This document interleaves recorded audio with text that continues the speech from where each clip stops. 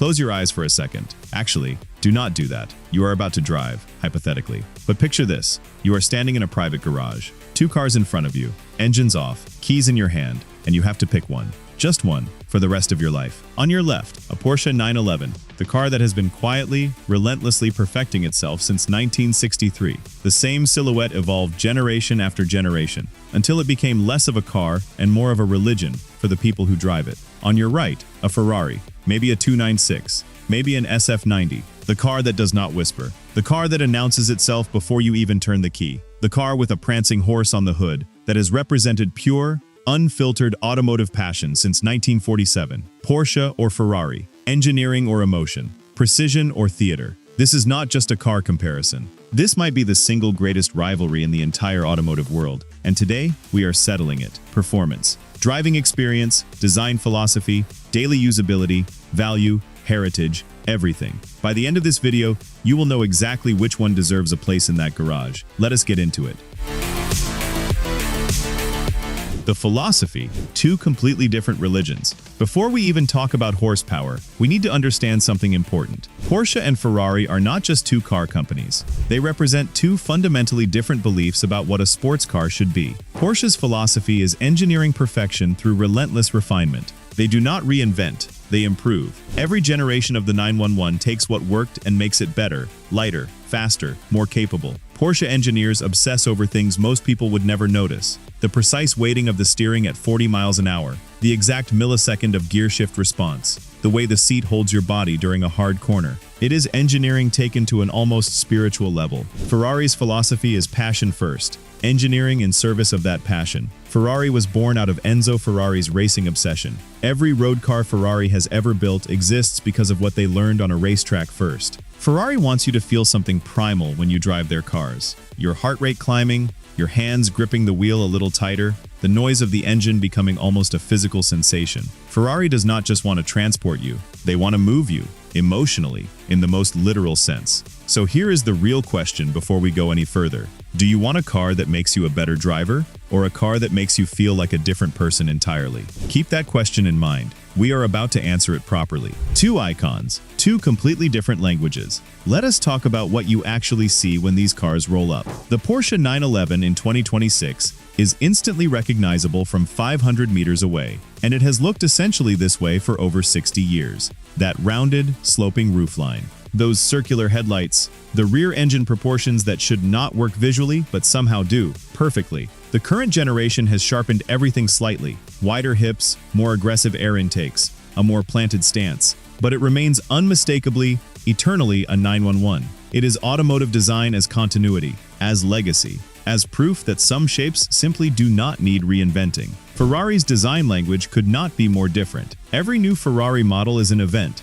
The 296 GTB looks like nothing else on the road. Sculptural, aggressive, with surfaces that seem to ripple and flow like they are still in motion even when parked. The SF90 looks like a spaceship that learned to drive on tarmac. Ferrari design is theatrical, dramatic, and built to stop conversations the moment it enters a room. There is nothing understated about a Ferrari, and that is entirely the point. Design winner. Genuinely impossible to call objectively. Porsche wins on timeless restraint. Ferrari wins on pure visual drama. If you want a design that ages gracefully across decades, Porsche. If you want a design that makes strangers pull out their phones the moment you arrive, Ferrari. Performance, numbers that will make your head spin. Now for the part everyone has been waiting for. The 2026 Porsche 911 Turbo S produces 640 horsepower from its twin-turbo flat-six engine. 0 to 60 in under 2.5 seconds. Top speed north of 200 miles an hour. And the GT3 RS, Porsche's track-focused masterpiece, produces 518 naturally aspirated horsepower with aerodynamics so aggressive it generates real downforce at speed, something almost unheard of in a road-legal car at this price point. But the number alone does not tell the full story. The 911's real magic is consistency. It is a car that performs at this level on a wet Tuesday commute and on a dry Saturday track day with equal confidence. The all-wheel drive system on the Turbo S means you can deploy all that power almost any time, in almost any condition, without drama. Ferrari plays a different game entirely. The SF90 Stradale is a plug-in hybrid hypercar producing 986 horsepower combined, 0 to 60 in under 2.5 seconds as well. But the way it delivers that power feels completely different, more violent, more immediate, more theatrical. The 296 GTB, Ferrari's smaller V6 hybrid, produces 830 horsepower from an engine roughly half the size of what you would expect, and it revs to 8,500 RPM with a sound that genuinely changes the way you think about combustion engines. Here is the honest truth about driving these two back-to-back. The Porsche feels like it wants to be driven perfectly. The Ferrari feels like it wants to be driven passionately. Neither approach is wrong, but they create completely different emotional experiences behind the wheel. Performance winner: Ferrari on raw drama and outright numbers in flagship form. Porsche on consistency, usability, and real-world confidence across every single driving condition. Driving experience, where the real difference lives. This is the category that actually matters most, and it is also the hardest to put into words. Driving a Porsche 911 feels like a conversation with a brilliant engineer. Every input you give the car, steering, braking, throttle, gets translated back to you with extraordinary clarity. You always know exactly what the car is doing and exactly what it is about to do. This predictability is not boring. It is liberating. It means you can push the 911 closer to its limits with confidence than almost any other sports car in the world, because it never surprises you. Porsche calls this their everyday supercar philosophy, and honestly, it might be the most accurate marketing tagline in the entire industry. You can drive a 911 to the grocery store on Tuesday and to a track day on Saturday without changing anything about how you approach the car. Driving a Ferrari feels like a performance. There is a sense of occasion every single time you start the engine. The throttle response is sharper, more immediate, almost nervous in the best possible way. Ferrari engineers their steering and chassis to communicate excitement as much as information. You feel more connected to the drama of speed in a Ferrari than you do in almost anything else on the road. It is less predictable than a Porsche in the most thrilling sense of that word. There is always a little more to discover, a little more the car can give you if you are brave enough to ask for it. Some people describe the difference this way: a Porsche makes you feel like a better driver. A Ferrari makes you feel like a more alive human being. Both of those are genuinely valuable experiences. They are just different experiences entirely. Driving experience winner. This one comes down entirely to what you are looking for.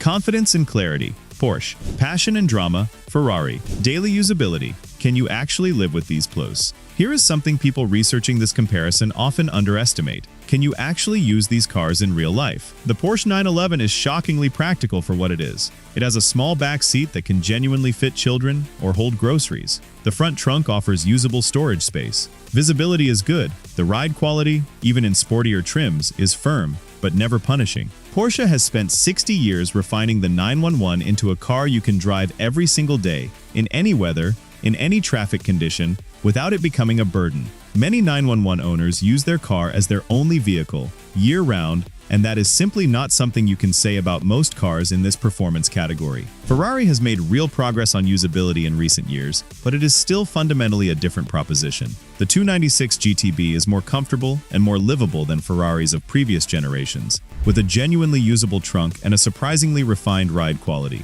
But there is no back seat. Visibility is more limited, and there is an undeniable sense that this car was built primarily for special occasions and weekend drives rather than daily commuting, even if it technically can handle that duty. Daily usability winner: Porsche. Decisively. This is genuinely one of the most significant practical differences between these two brands. Value, ownership, and exclusivity. Let us talk money, because at this level, the numbers matter differently than they do for ordinary cars. A Porsche 911 in 2026 starts around $120,000 for the base Carrera and climbs toward $230,000 for the Turbo S. Maintenance costs are high but predictable, and Porsche's dealer network is extensive, meaning service is rarely a logistical nightmare. Resale values on 911s are exceptionally strong, particularly on GT models, which sometimes appreciate beyond their original purchase price. A Ferrari starts considerably higher. The 296 GTB begins around $300,000, and the SF90 pushes well past $500,000 before options.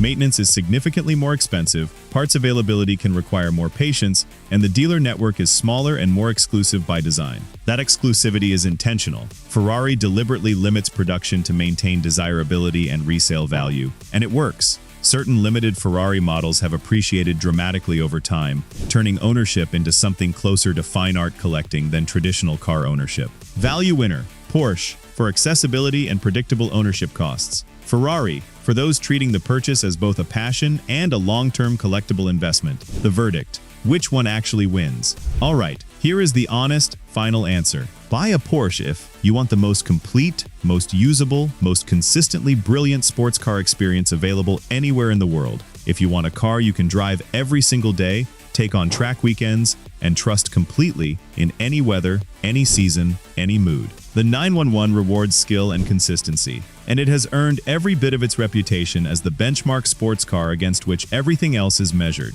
Buy a Ferrari if you want pure, unfiltered automotive emotion. If the destination matters less than the journey, and the journey needs to feel like an event every single time. If you want a car that does not just perform, but performs for you, theatrically, dramatically, unforgettably. Ferrari ownership is not about logic. It never has been. It is about wanting something irrational and beautiful, and being honest enough with yourself to chase it anyway. My honest take? For 90% of people, including serious car enthusiasts, the Porsche 911 is genuinely the smarter, more satisfying long-term choice. It does more, costs less to maintain, and rewards you every single day rather than only on special occasions. But if someone handed me the keys to a Ferrari 296 GTB for one unforgettable weekend on the right roads, I would not think twice, not for a single second. Porsche versus Ferrari. Engineering versus emotion. Two completely different answers to the exact same question. What makes a great sports car? And honestly, the fact that both answers are this good is one of the greatest gifts the automotive world has ever given us.